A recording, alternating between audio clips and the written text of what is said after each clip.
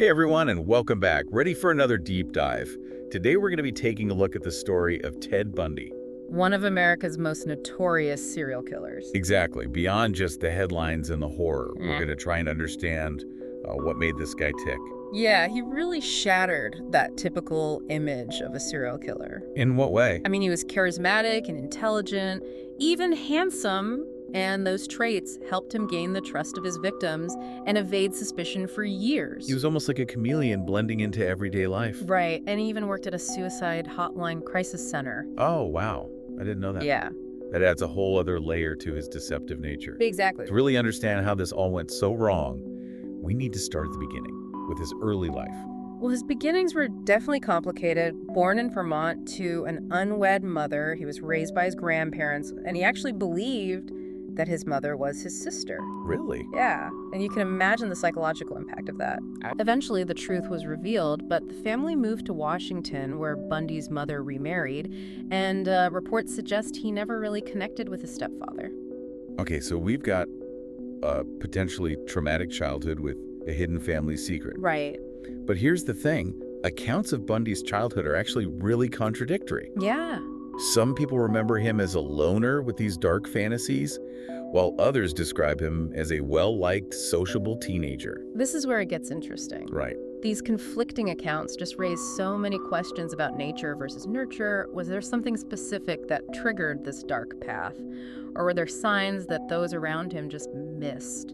It's a chilling thought that someone capable of such terrible acts could be living among us, appearing completely ordinary. And that's exactly what was happening during Bundy's college years. Yeah, his darker side really started to emerge. Right. He began his studies at the University of Puget Sound and then transferred to the University of Washington. Okay. It's fascinating to see how his academic path shifted from Chinese to psychology. Interesting. And during this time, he met Elizabeth Klopfer, who would become his girlfriend, completely unaware of the darkness that was hidden beneath the surface. Wow, so he was leading this double life, dating this woman while simultaneously starting down this path of violence. Right. And get this, Bundy also crossed paths with Anne Rule during these college years, Oh, wow. who would later become famous for writing his biography, The Stranger Beside Me. Wow. And they actually worked together at that suicide hotline crisis center. Oh, wow, the irony. Right? It's mind-blowing. It really underscores that stark contrast between Bundy's outward appearance of compassion and helpfulness and then the horrific secret life that he was living. Yeah, and his first known attack was in 1974, a brutal assault on a young woman named Karen Sparks. Okay. He used a metal rod from her own bed frame, showing this level of premeditation that is just really disturbing. And this is just the beginning, right? Unfortunately, yes. Ooh. His first confirmed murder followed soon after. He targeted Linda Ann Healy, another student, abducting her from her apartment. It's terrifying. Yeah, and what he left behind was basically a terrifying silence. Yeah. It marked the beginning of his reign of terror, and it was horrifyingly efficient. His modus operandi was so chillingly calculated. In what way? He would target these young women, often with long dark hair parted in the middle. Okay. He would use his looks and his charm to disarm them. Right.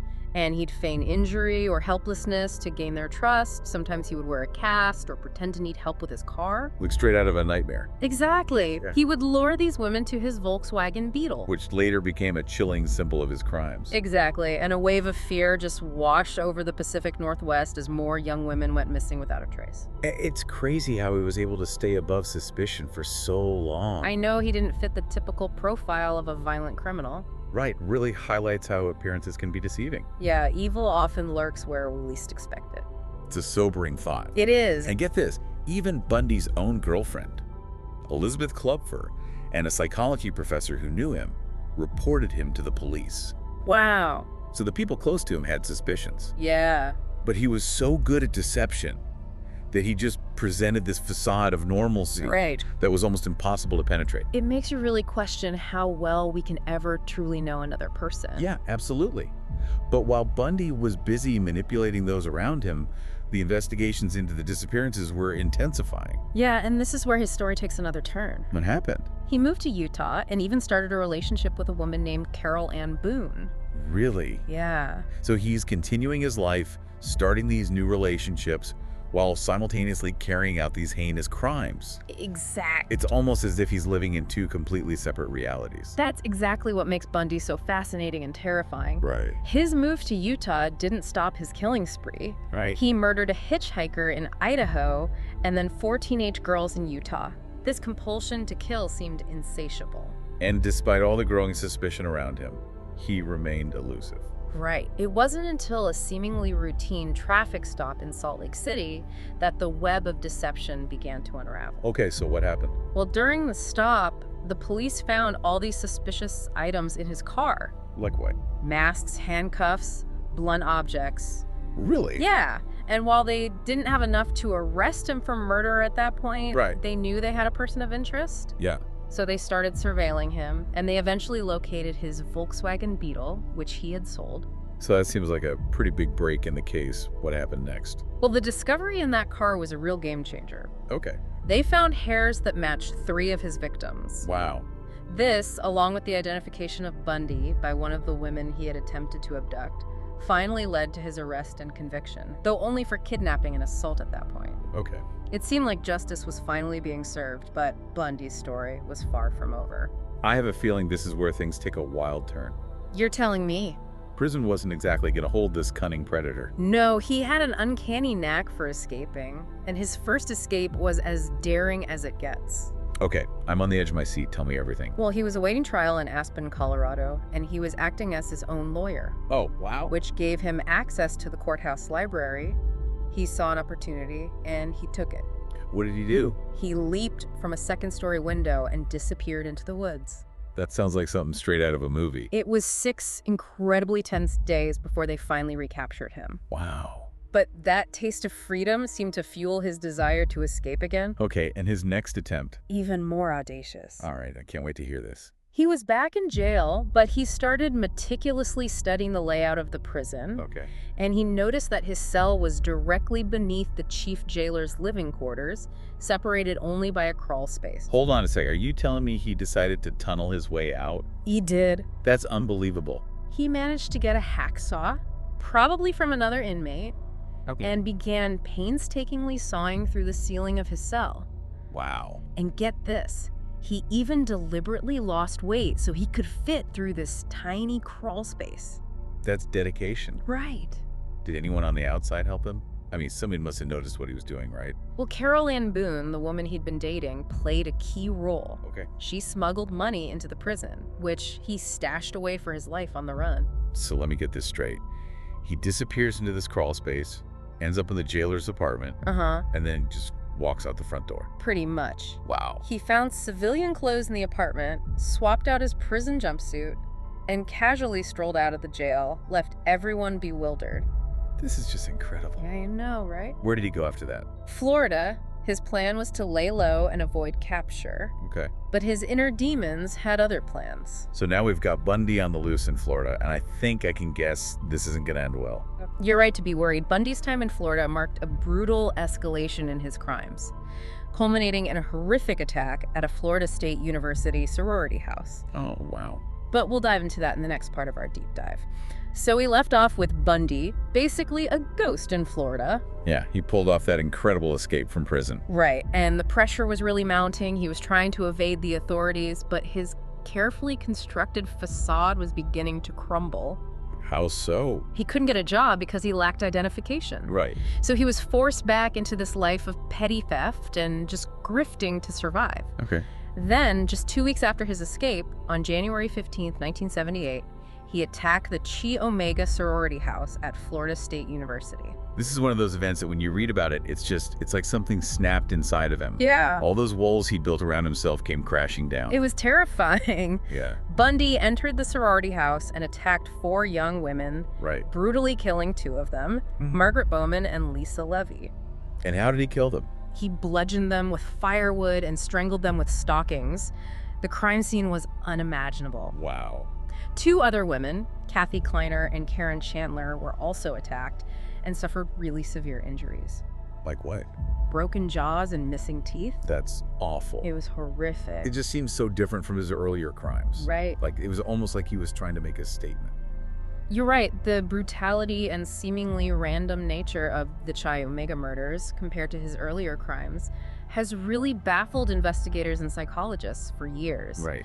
Some theories suggest that Bundy was experiencing a psychological break, Okay. that the pressure of being on the run had just cracked this carefully constructed facade. Interesting. Others speculate that he was intentionally escalating the violence as a desperate attempt to regain some semblance of order in his life. Wow, it's terrifying to think that someone could reach that level of depravity. It is. But Bundy wasn't finished. Just weeks after the Chi Omega attacks, he abducted and murdered 12-year-old Kimberly Diane Leach from her middle school. He hid her body on a pig farm.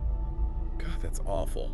The abduction and murder of Kimberly Leach really shocked even those familiar with Bundy's crimes. Right, because he kind of shifted his victim profile there. Right. He moved from young college women to a preteen girl. Yeah. Which suggests a further descent into darkness. Right, even after all of these terrible acts, Bundy still thought he could get away with it. Yeah, he stole a car and tried to flee Florida, but like we've seen before, his reckless driving was his downfall. So what happened? On February 15th, 1978, just a week after Kimberly Leach disappeared, Bundy was pulled over by a Pensacola police officer for driving a stolen vehicle. So just a routine traffic stop? Yeah, it was just a routine traffic stop, but it brought an end to his reign of terror. Do you think he had any remorse? It's hard to say. I mean, when the officer approached the car, he noticed a struggle, and Bundy tried to run. Oh, wow. During the fight to arrest him, Bundy said something chilling to the officer. What did he say? He said, "I wish you had killed me." Wow, that's a heavy statement. It is. It gives us this disturbing glimpse into the mind of a killer. Yeah, so with Bundy finally behind bars, the long and difficult task of bringing him to justice began. Bundy's trial was a media sensation. It captivated the nation, and it really showcased his manipulative nature. How so? He decided to represent himself, convinced that his legal knowledge and charisma would sway the jury. It's almost like he saw the trial as his final performance. Exactly. But his arrogance and need to be in control backfired. Okay. He revealed his dark fantasies and his cold, detached personality to the jury. And the evidence against him must have been overwhelming at that point. It was damning. Yeah. They found physical evidence that linked him to several of his victims, including the hairs in the Volkswagen. Oh. And despite his attempts to portray himself as a victim, to shift the blame, manipulate everyone, Bundy was convicted and sentenced to death. I imagine that must have been a relief for the families of his victims. Absolutely. To finally see justice served. But Bundy's story doesn't end there. It doesn't. No. His time on death row at Florida's Rayford prison was filled with manipulation, strange behavior, and appeals that delayed his execution for almost a decade. So he never let go of the attention, even facing death. And this might be the most shocking part. Okay. He married Carol Ann Boone during his trial. Wait, what? He got married while on death row? And she gave birth to his daughter. So he had a child on death row? Yeah, Carol Ann Boone was completely devoted to Bundy. Wow. She believed he was innocent. Despite all the evidence, their relationship was complicated. Yeah, I bet. It really shows Bundy's power to manipulate and control even those closest to him. Unbelievable. But eventually, all of Bundy's appeals ran out, and his execution date arrived. On January 24, 1989, Ted Bundy was executed by electric chair at Florida State Prison. Wow. His death was met with relief, sadness, even celebration. Yeah, it reminds you of the complicated emotions that these types of cases bring up. There's relief that this predator is no longer a threat. Right. But there's also that lasting trauma for the victims and their families. Exactly. Those scars that will never heal. And there's this unsettling fascination with Bundy that continues to this day. I was going to say, he's almost become a cultural icon, right? He has. He's become a symbol of evil and deception. He's inspired countless books, documentaries. Even fictionalized accounts. Right. It makes you really think about our obsession with true crime, the psychology of both the killer and the people drawn to his story. I think it speaks to our need to try to understand how someone like him could exist. Exactly. Right, to make sense of something that just seems so senseless. In trying to understand Bundy, maybe we can learn something about ourselves. Right. About the dark side of human nature. And the importance of recognizing those signs before it's too late. Well, we've covered a lot of ground here. Next, we'll unpack the legacy of Ted Bundy and look at the impact his crimes had on society and the field of criminal profiling. So we've been through a lot with this deep dive, from his twisted early life to his chilling crimes, escapes, manipulative trial. It's one of those stories that just stays with you, you know? It really is. So now that we're here at the end, let's look at the legacy Bundy left behind.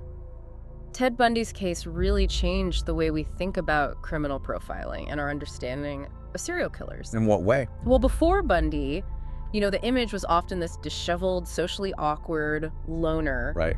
Bundy completely shattered that stereotype. Right.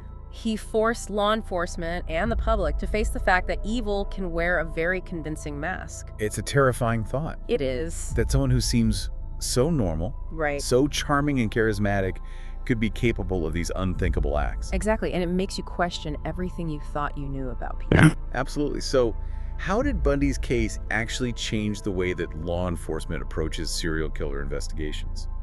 It really emphasized understanding the psychology of the offender. Okay. Their motivations, how they operate, the patterns they follow when choosing victims. Right. And this led to a greater emphasis on behavioral analysis, forensic psychology, and just the development of more sophisticated profiling techniques. It's almost like putting together a puzzle, right? Yeah.